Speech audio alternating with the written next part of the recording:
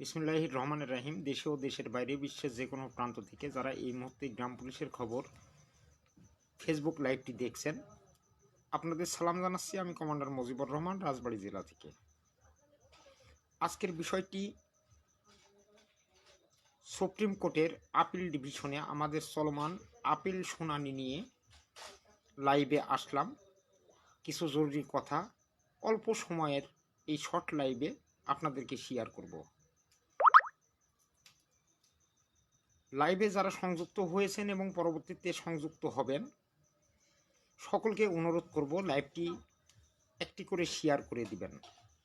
কারণ আপনার একটি লাইক, আপনার একটি কমেন্ট, আপনার একটি শেয়ার খুলে দিতে পারে গ্রাম পুলিশ বাহিনীর ভাগ্যের দ্বার, পৌঁছে দিতে পারে সরকারের নীতি নির্ধারক মহল এবং কলাকৌশলীদের কাছে। তাই লাইভটি অবশ্যই আপনারা একটি করে শেয়ার করে দিবেন, এই প্রত্যাশা নিয়ে আজকের লাইভ শুরু করছি। প্রিয় গ্রাম পুলিশ ভাই ও বোনেরা, আপনারা সকলেই জানেন পূর্ব ঘোষিত মতে আগামীকালকে সুপ্রিম কোর্টের যে আপিল মামলাটি আমাদের চলমান রয়েছে, সেই মামলাটি দীর্ঘদিন কার্যতালিকায় ঘুরপাক খাওয়ার কারণে মামলাটি শুনানি হচ্ছে না। মামলাটি 17 নম্বর সিরিয়ালে আসার পরে আবার হঠাৎ করে এই মামলাটি গত কালকে 94 নম্বর সিরিয়ালে অবস্থান করতেছিল। আজকে 50 নম্বরে, কালকে 150 নম্বরে, এভাবেই চলছে মামলা। আসলে মামলাটি কেন এমন হচ্ছে এই বিষয়টি আপনাদের জানা দরকার। মামলাটি যখন 13 জানুয়ারি 2022 সালে আপিল ডিভিশনে আসে, কার্যতালিকায় আসে, ওই দিন আমি ঢাকাতে গিয়েছিলাম। আমাকে অসুস্থ দেখিয়ে ঘরে বসিয়ে রাখার চিন্তা চেতনা নিয়ে যারা মামলার কাজ করতেছিল, আমি হঠাৎ করেই ওই তারিখে ঢাকায় যাই। ঢাকায় গিয়ে যে জিনিসটি আমি দেখতে পাই যে সেখানে মামলাটির কোনো ডেট শুনানি করানো হয়নি এবং মামলাটি 190 নম্বর সিরিয়ালে অবস্থান করছে। মনটা খুব খারাপ হয়ে যায়। বাড়ি ফিরে আসি। সিদ্ধান্ত নিয়েছিলাম যে মামলা সংক্রান্ত বিষয় নিয়ে আর কথা বলবো না। দীর্ঘদিন নীরবও ছিলাম। কিন্তু আমরা কি দেখলাম, 22 সাল থেকে আজকে 24 সাল, প্রায় 2 বছরের কাছাকাছি এই মামলাটি সুপ্রিম কোর্টের আপিল ডিভিশনে দিনের পর দিন ঘূর্ণায়মান অবস্থায় রয়েছে। মামলাটি আজ শুনানি হয়, কাল শুনানি হয়, অমুক দিন শুনানি হয় বলে বিভিন্ন কথা বলা হচ্ছে, কিন্তু মামলাটি আদৌ শুনানি হচ্ছে না। তাই সিদ্ধান্ত নিয়েছিলাম যে মামলাটি আমরা টপ লিস্টে এনে শুনানি করব। এই মর্মে আমি ভিডিও ছেড়েছিলাম। ভিডিও ছাড়ার ঠিক 3 দিন পরে পোস্ট আসলো, আগামী মঙ্গলবার হতে পারে মামলার শুনানি। স্টপ হয়ে গেলাম, নির্বাক হয়ে গেলাম। ভাবলাম পূর্বের মতো ভুল হয়তো আবারও করতে যাচ্ছি। কারণ চেম্বার কোর্টের যখন মামলাটি স্টে হয়েছিল, সেই মামলাটির স্টে কাটানোর কোনো জরুরি পদক্ষেপ কেউ গ্রহণ করেনি। আমি সহ নরসিংদীর 14 জন সূর্য সৈনিককে সাথে নিয়ে চেম্বার কোর্ট মোকাবেলা করেছিলাম এবং মামলার স্টে কাটাতে সমর্থ হয়েছিলাম সামান্য কিছু অর্থের বিনিময়ে। তাই আমার কাছে মনে হয়েছিল যে এবারও হয়তো সেই ভুলটিই করতে যাচ্ছি, যে ডিম পাড়বে হাসে খাবে দারোগা, বারবার এই ভুলটি করব না। তাই আবার নিশ্চুপ হয়ে গেলাম। 17 নম্বর সিরিয়াল থেকে মামলাটি 94 নম্বর সিরিয়ালে চলে যাই।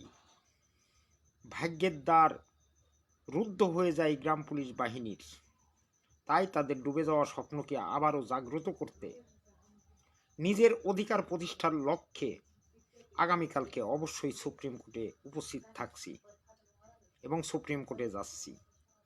গতকালকে একটি লাইভ করেছিলাম, আপনাদেরকে বলেছিলাম সাপোর্ট করবেন, সমর্থন করবেন এবং সহযোগিতা করবেন, সহযোগিতার হাত প্রসারিত করবেন। কিন্তু এতটাই সহযোগিতা আপনারা করেছেন যেটি অত্যন্ত দুঃখজনক এবং লজ্জাজনক। আজকে গ্রাম পুলিশ বাহিনীর কাজ করতে গিয়ে আমরা দিনের পর দিন লাঞ্ছিত, বঞ্চিত এবং অপমানিত হচ্ছি। আর এগুলো করছে আমাদের গ্রাম পুলিশ সদস্যরাই। এটা অত্যন্ত দুঃখজনক। যারা এ ধরনের বাজে মন্তব্য করছে এবং বাজে কথাবার্তা বলছে, তারা কিন্তু কোনোদিনও গ্রাম পুলিশ বাহিনীর উন্নয়ন তো দূরের কথা, গ্রাম পুলিশ বাহিনীর কোনো কর্মসূচি ঘোষণা দিলে তারা ঢাকা পর্যন্ত আসে না, 2টি টাকা খরচ করে না, কিন্তু চট করে ফেসবুকে একটি লাইভ বা ভিডিও অথবা পোস্ট দিলে তারা বাজে মন্তব্য করে বসে। এটা আপনাদেরকেই প্রতিহত করতে হবে যদি গ্রাম পুলিশ বাহিনীর উন্নয়ন চান, গ্রাম পুলিশ বাহিনীর কল্যাণ চান। প্রিয় ভাইরা, গতকালকে লাইভে আপনাদের সহযোগিতা চেয়েছিলাম, আপনাদের সমর্থন চেয়েছিলাম, কারণ কাজ করতে গেলে অর্থের প্রয়োজন রয়েছে, অর্থ ছাড়া কোনো কাজ হবে না। তাই বলেছিলাম, সকালে আরও একটি পোস্ট করেছিলাম, সেই পোস্টটি ছিল যে সহযোগিতার ব্যাপারেই এই পোস্টটি ছিল যে গ্রাম পুলিশের মূল সৈনিক আসলে কারা। প্রতিনিয়ত 150 থেকে 200 ফোন আসে গ্রাম পুলিশের কাছ থেকে। তারা ফোন দিয়ে জানতে চাই তাদের ভাগ্যের পরিস্থিতি কি, কোন পথে রয়েছে তাদের ভাগ্য, কি কাজ করা হচ্ছে, তাদের জন্য আমরা কতটুকু সফল কতটুকু ব্যর্থ, এগুলো নিয়েই তারা প্রতিনিয়তই ফোন করে। কিন্তু একজন শুভাকাঙ্ক্ষী খুঁজে পেলাম না যিনি এই মামলা সংক্রান্ত ব্যাপারে অথবা ব্যক্তিগত যাওয়া আসা বা খাওয়া বাবদে সে 2টি টাকা সহযোগিতা করল। তাহলে কেন আপনারা আজে বাজে কথা বলেন, কেন আমাদের ধান্দাবাজ বাটবার বলে কমেন্ট করেন? এটা আমাদের বোধগম্য নয়। আমি আজকে লাইভে এসেছি, একজন ব্যক্তি আমাকে সহযোগিতা করেছেন, কিশোরগঞ্জের হজরত ভাই 255 টাকা দিয়েছেন, এই টাকাটি আমি পেয়েছি। আপনাদের সকলেরই লজ্জা হওয়া উচিত, আমারও লজ্জা হওয়া উচিত। আমি আসলে নির্বোধ বেহায়া ছাড়া আর কিচ্ছু না। যদি বেহায়া নির্বোধ না হতাম তাহলে এ ধরনের কথা আপনাদের বলতাম না, আপনাদের জন্য কখনই নিজের পকেটের অর্থ ব্যয় করে দৌড়াদৌড়ি ছোটাছুটি করতাম না। আজকে কাজ করতে এসে আপনারা অত্যন্ত খারাপ ব্যবহার করছেন, যেটা অমানবিক। প্রিয় সাথী বন্ধুরা, 1টি টাকাও আপনাদের কাউকে দিতে হবে না। ইনশাল্লাহ কালকে ঢাকা যাব, ভোরে ঢাকার উদ্দেশ্যে রওনা দিব। সারাদিন ইনশাল্লাহ সুপ্রিম কোর্টে থাকবো। যদি সফল হই হয়তো আপনাদের উন্নয়ন নিয়ে কথা বলবো, আর যদি ব্যর্থ হই আর কখনই আপনাদেরকে সাথে গ্রাম পুলিশের কল্যাণে, গ্রাম পুলিশের উন্নয়নে আর কথা বলবো না। আর আমাকেও ফোন দিয়ে আপনারা বিরক্ত করবেন না, অনুরোধ থাকবে। গ্রাম পুলিশের উন্নয়ন, গ্রাম পুলিশের কল্যাণ নিয়ে আর আগাতে চাই না। যথেষ্ট হয়েছে, যথেষ্ট দিয়েছেন। আপনারা বিশ্বাস করেন তাদের যারা আপনাদের ভাগ্যকে লাথি মেরেছে, আপনাদের ভাগ্যকে উল্টে দিয়েছে, আপনাদের ভাগ্যকে জলাঞ্জলি দিয়েছে, বঙ্গোপসাগরে নিয়ে ডুবিয়ে দিয়েছে আপনাদের ভাগ্যকে। যদি তাই না হতো, 2011 সালে গ্রাম পুলিশ বিধিমালাতে গ্রাম পুলিশ বাহিনীকে জাতীয় বেতন স্কেল 2009 নির্ধারণ করে বেতন ভাতা দেওয়ার নির্দেশনা থাকা সত্ত্বেও সেটি আপনারা আদায় করতে পারেননি।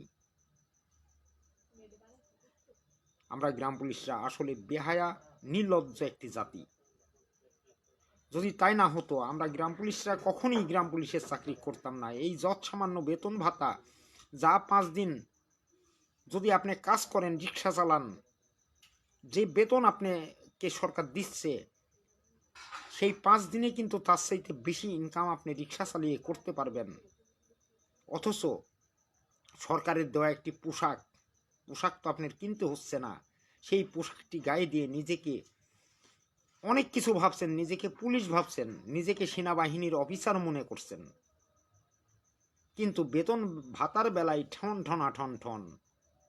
বাড়ি যখন যাচ্ছেন খালি হাতে, তখন স্ত্রী পুত্র সন্তানাদিদের কাছে আপনি ধিক্কার পাচ্ছেন, অথচ আপনাদের বিবেক জাগ্রত হচ্ছে না। আপনারা একবারও কেউ ভাবছেন না যে এই গ্রাম পুলিশের চাকরি করতে এসে আজকে আমরা লাঞ্ছিত হচ্ছি, বঞ্চিত হচ্ছি, কোনো কোনো জায়গায় হত্যার ঘটনাও ঘটছে। যেই কাজ করুক, আমি করি, লালমিয়া করুক, উজ্জ্বল খান করুক, বা কর্মচারী ইউনিয়নের নেতৃবৃন্দ করুক, আপনারা তাদের সাপোর্ট করেন না, তাদের পাশে দাঁড়ান না। হয়তো বলবেন যে ইতিপূর্বে তো অনেক দিয়েছি, কি দিয়েছেন আপনারা? আমি তো জানি, আমার চাইতে আর কেউ বেশি জানে না। আপনারা কি দিয়েছেন আর কি দিতে পারেন এটা আমার চাইতে আর কেউ বেশি ভালো জানে না। কারণ রিট বাস্তবায়ন কেন্দ্রীয় কমিটির আমি কোষাধ্যক্ষ ছিলাম। যে যেখান থেকে টাকা দিয়েছেন, যাকে দিয়েছেন, কেউ কি বলতে পারবেন যে কোষাধ্যক্ষকে কাছে টাকা পাঠিয়েছি আমার উপজেলার টাকা? কেউ বলতে পারবেন না। আমার জেলার টাকাটি 20,000 টাকা, 30,000 টাকা উঠিয়ে আমি কোষাধ্যক্ষর কাছে রিট কমিটিকে দিয়েছি, কেউ কি বলতে পারবেন? কেউ বলতে পারবেন না। দিয়েছেন অন্যজনকে, কিন্তু দোষ চাপিয়েছেন কোষাধ্যক্ষের কাঁধে। কেন কেন বলছেন এ কথা? আজকে বিভিন্ন নেতৃবৃন্দদের আপনারা যখন ফোন দেন, তাদের মুখ থেকে বিভিন্ন ধরনের কথা আপনারা শুনতে পান। বিভিন্ন কথা বলে থাকে, তারা বলে থাকে কয় টাকা দিয়েছেন, টাকা টাকা না দিয়ে খবর চান কেন, 1টি টাকা দিতে পারেন নাই, ফোন দেন কেন? এ ধরনের কথা কিন্তু তারা বলে থাকে। আমি কিন্তু এই ধরনের কথা কাউকে কখনোই বলি নাই, আর যার জন্য ফোনের মাত্রাটি আমার কাছে অনেক বেশি। কিন্তু আমি দেখলাম, আমি জাস্ট পরীক্ষা করার জন্য এই পোস্টটি দিয়েছিলাম। গতকালকে লাইভে এই কথাটি বলেছিলাম। আমাকে 5-6 জন আজকে দিনের সারা দিনের মধ্যে 5-7 জন লোকে ফোন দিয়েছে, ভাই আমি আপনাকে সহযোগিতা করব, আপনার বিকাশ নাম্বার দেন। সন্ধ্যার মধ্যে আমি আপনাকে সহযোগিতা করছি। পেলাম কি জানেন? রাত 8:15টার সময় আমি লাইভে আসলাম। এ পর্যন্ত একমাত্র কিশোরগঞ্জ থেকে হজরত ভাই একবেলা দুপুরে খাওয়ার জন্য মাত্র 255 টাকা আমাকে বিকাশ করে পাঠিয়েছে। হজরত ভাইকে বাংলাদেশ গ্রাম পুলিশ বাহিনীর পক্ষ থেকে আমি অভিনন্দন এবং সালাম ও শুভেচ্ছা জানাচ্ছি। পাশাপাশি আমি আসলে আগামীকালকে সুপ্রিম কোর্টেও যেতাম না এবং এই মামলা সংক্রান্ত কোনো বিষয় নিয়ে কথা বলতাম না, যেতামও না। যাব আসলে আমি একজন বিশেষ মানুষকে ঢাকাতে আসতে বলেছি, তিনি অলরেডি গাড়িতে উঠেছেন এবং রওনা দিয়েছেন। বিধায় যদি আমি না যাই তাহলে অনেক ক্ষতি হবে, আমাদের বড় ধরনের ক্ষতি হবে। তাই আমি তাকে আসতে বলেছি, বিধায় সে যেহেতু রওনা দিয়েছে, আমি না, আমার না যেয়ে কোনো উপায় নেই। এখন পর্যন্ত যাওয়ার ভাড়ার টাকা কিন্তু আমার কাছে নেই। ভাড়ার টাকা ম্যানেজ করবো ইনশাল্লাহ। এবং 6:48 আমার এখান থেকে ঢাকার উদ্দেশ্যে একটি ট্রেন ছেড়ে যাই, ঢাকাতে যাই, খুলনা মেল ট্রেন, সেটি লোকাল ট্রেন। সেই ট্রেন যোগেই ইনশাল্লাহ আশা করছি আল্লাহ যদি সুস্থ রাখে, সেই ট্রেন যোগেই হয়তো ঢাকা যাব। টাকা ম্যানেজ হয়নি, হয়তো 200-300 টাকা নিয়ে আমি যাইতে পারবো, আর ট্রেনে ফ্রিতে যাওয়ার চেষ্টা করব, যেভাবে হোক ঢাকা পৌঁছাবো। হয়তো এই যাওয়াটি আমার গ্রাম পুলিশের স্বার্থে শেষ যাওয়া হইতে পারে। আপনারা সকলে দোয়া করবেন। 47,000 গ্রাম পুলিশের মাঝে আমি নিজেও একজন গ্রাম পুলিশ সদস্য। আপনাদের যদি শুয়ে বসে থেকে জাতীয় বেতন স্কেল হয়ে যায়, আপনাদের যদি কল্যাণ সাধিত হয়, তাহলে তো সেই কল্যাণটি আমারও হবে, আমিও পাবো। তাহলে আমি কেন দৌড়াদৌড়ি করি, আমি কেন ছোটাছুটি করি?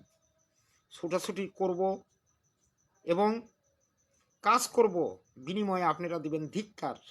1টি টাকা না দিয়েও আমাকে শুনতে হয় আমি বাটপার, আমি চিটার, আমি আবার ধান্দা শুরু করেছি। আপনারা প্রতিবাদও করেন না। কেউ বলেন না যে ওই মেয়ে আপনি কয় টাকা দিয়েছেন তাকে, সেটা ক্লিয়ার করেন, কেন ধান্দাবাজ বললেন, এ ধরনের কমেন্টগুলোর প্রতিবাদ কিন্তু আপনারা করেন না। আর এই শ্রেণীর লোকদের কারণেই আজকে গ্রাম পুলিশ বাহিনীর এই করুণ দশা, বেহাল দশা। আমি লাইভে এসে এই কথাগুলো বলছি। দেখেন, সত্য কথা বলতে গেলে সবাই শালা বলে, মিথ্যা কথার কিন্তু কদর অনেক বেশি। যারা ঝাড়ি মারে, বাটপারি কথা বলে, তাদের মূল্যটা একটু বেশি। গ্রাম পুলিশ বাহিনীর মাঝে অনেক লোক রয়েছে কাজ না করে বলে থাকে আমি এটা করেছি, ওটা করেছি, অমুকটা করছি, তমুকটা করছি, অমুক জায়গায় যাচ্ছি। আর যারা কাজ করে তাদের মূল্যায়ন কিন্তু সেভাবে হয় না। প্রতিদিন মিনিমাম 150 থেকে 200 ফোন আসে। আপনারা জানতে চান আপনারা কিসের বন্ধু আমার, আর কিসের শুভাকাঙ্ক্ষী? আপনারা তো বিশ্বাসই করেন না আমাকে ফোন দেওয়ার প্রয়োজন কি। কোনো প্রয়োজন নাই আমাকে ফোন দেওয়া। যারা বিশ্বাস পান না, বিশ্বাস করেন না, তাদের ফোন দেওয়ার প্রয়োজন নাই, আমার কাছ থেকে খোঁজ খবর নেওয়ার প্রয়োজন নাই। আপনারা যাকে বিশ্বাস করেন তাকে ফোন দিন, তার কাছ থেকে খোঁজ খবর নিন, কোনো সমস্যা নাই। আশা করি আমি ক্লিয়ারভাবে আমার কষ্টের কথাগুলো বলছি আপনাদের। আমি অনেককে দেখেছি হাইকোর্টে মামলাটি যখন চেম্বার কোর্টে গিয়ে স্টে হয়েছিল তখন কিন্তু কেউ ছিল না। আপনারা তাদের চিনেন নাই যে মামলাটির স্টে আসলে কারা কাটাইছে, আপনারা তাদের চিনেন না। নরসিংদীর জামাল, রুফসান, আক্তার, হারুন, শহীদ, আসাদ, সাত্তার ভাই, ময়দার আলী, এদের নাম কখনো শুনেছেন? এদের ভিতরে ম্যাক্সিমাম হচ্ছে আনফিগার, আপনারা তাদের চিনেন না। চেম্বার কোর্টের মামলার স্টে কাটাতে গিয়ে যাকে বাবুরসি বলে গালি দেওয়া হয়েছে, বিএনপির দালাল বলা হয়েছে, শিপন, তাকে সাথে নিয়ে কিন্তু আমরা মামলার স্টেটি কাটিয়েছিলাম। সুপ্রিম কোর্টে মামলাটি রেগুলার করতে সমর্থ হয়েছিলাম, কিন্তু তাদের আজকে মূল্যায়ন নাই। আপনারা তাদের চিনেন না। চিনেন কারে? যে গলাবাজি করে লাইভ করতে পারে, যে বড় বড় গলায় কথা বলতে পারে, তাদের মূল্যায়ন আছে, তাকে আপনারা চিনেন, বাকিদের চিনেন না। আমি আজকে লাইভে আসতাম না, লাইভে এসেছি আপনারা কি সহযোগিতা আমাকে দিয়েছেন সেটি জানানোর জন্য। বলেন, এতগুলো মানুষ লাইভে আসেন, কি কয় টাকা দিয়েছেন আমাকে এ পর্যন্ত বলেন। 2016 সাল থেকে গ্রাম পুলিশ বাহিনীর কল্যাণ সাধনে এবং উন্নয়নে কাজ করছি।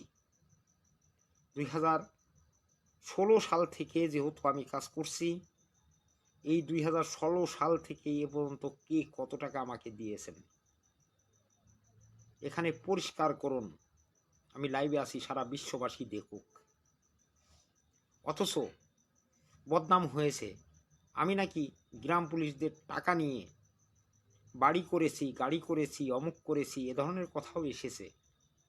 আমার মতন স্পষ্ট ভাষায় কয়জন নেতা আছে তারা বলুক যে গ্রাম পুলিশের কাছ থেকে আমি কোনো টাকা পয়সা নিই নাই। কে আসো গ্রাম পুলিশ ভাইরা, তোমরা প্রকাশ্যে বলো আমি তোমাদের টাকা নিয়েছি। এই কথাটি বলার মতন কে আছে বলেন? এর আগে 3 দিন ঢাকা ছিলাম, একজন ব্যক্তি আমাকে 1000 টাকা দিয়েছিল। সে কে জানেন? পাবনার মাসুদ ভাই, সাথিয়া থানার গ্রাম পুলিশ সদস্য। সে উইলিংলি আমাকে 1000 টাকা দিয়েছিল, আর 10টি পয়সা কেউ দেয়নি। এই যদি হয় সহযোগিতার ক্ষেত্র, তাহলে এই গ্রাম পুলিশ বাহিনীর উন্নয়ন কিভাবে আমরা করব? আপনারা বলছেন কাজ করে দেখান, তারপরে আমরা আপনাদের বস্তা ভরে দিব, সালা ভরে টাকা দিয়ে দিব। ভাই, গ্রাম পুলিশ ঝাড়িতে বিশ্বাসী। সিটারি করলে গ্রাম পুলিশ বিশ্বাস করে, যদি কেউ সত্যিকারের বাটপারি করে তাকে বিশ্বাস করে, মিথ্যা বললে তাকে বিশ্বাস করে, প্রলোভন দিলে তাকে বিশ্বাস করে। আর এই প্রলোভন, মিথ্যা আশ্বাস এবং ধোঁকাবাজির ফাঁদে পড়ে অনেক গ্রাম পুলিশ ক্ষতিগ্রস্ত হয়েছে। আর যারা ক্ষতিগ্রস্ত হয়েছে তারা মনে করে যে সবাই মনে হয় একই শ্রেণীর। এটা আপনাদের ভুল ধারণা। আমি দুঃখ ভারাক্রান্ত মনে বলছি, যেটা পারবেন না সেটা বলবেন না। কি ক্ষতি হয়েছে জানেন? 5 থেকে 6 জন লোক আমাকে আশ্বস্ত করেছিল যে ভাই যতটুকু পারি সহযোগিতা করব। তাদের উপর ভরসা করে আমি আর কোথাও হাত বাড়াইনি, কারোর কাছে হাওলাত চাইনি, কারোর কাছে সুদের উপরে টাকা চাইনি। তাই টাকা ম্যানেজ করতে পারিনি। 200-300 টাকা পকেটে রয়েছে। এই টাকাটি নিয়ে আমি ঢাকার উদ্দেশ্যে রওনা দেব। আপনাদের কারো সহযোগিতা লাগবে না, একটি টাকাও কাউকে দিতে হবে না। শুধু দেখার জন্য যাব, একটু কথা বলার জন্য যাব, কিন্তু জোর গলায় জোর দাবিতে কথাটি বলবো সেই সৎ সাহসটি আমার নাই। আর নাই কেন জানেন? কাজ করাইতে টাকা লাগে। 10টি টাকা হলেও প্রয়োজন হয়। আপনারা কি সহযোগিতা করেছেন সেই ব্যাপারে কথা বলতে লাইভে এসেছিলাম। আল্লাহ আপনাদের মঙ্গল করুক। আর শুয়ে শুয়ে সবাই স্বপ্ন দেখেন আপনাদের জাতীয়করণ হয়ে গেছে। আজকে রাত্রেই আপনারা সকলেই স্বপ্নে দেখতে পারবেন যে আপনাদের জাতীয়করণ হয়ে গেছে। সমস্যা নাই। ধন্যবাদ।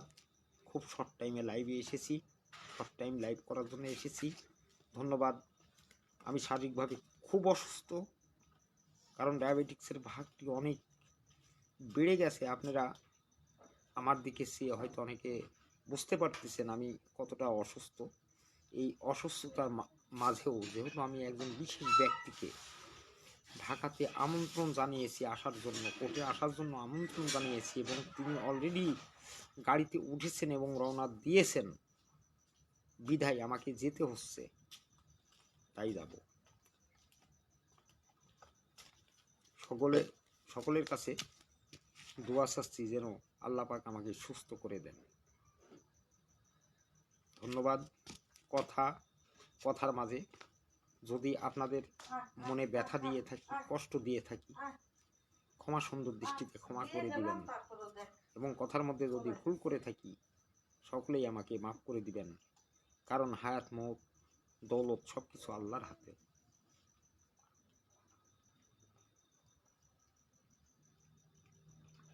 সকলে ভালো থাকুন, সুস্থ থাকুন, এই প্রত্যাশা নিয়ে। দেখা হবে কি হবে না জানি না, তবে ফেসবুক যেহেতু চালাই, ফেসবুকে প্রতিনিয়ত পোস্ট, ভিডিও, লাইভ করব, কাজ করি বা না করি। ধন্যবাদ। সকলে ভালো থাকুন, সুস্থ থাকুন। শুভরাত্রি।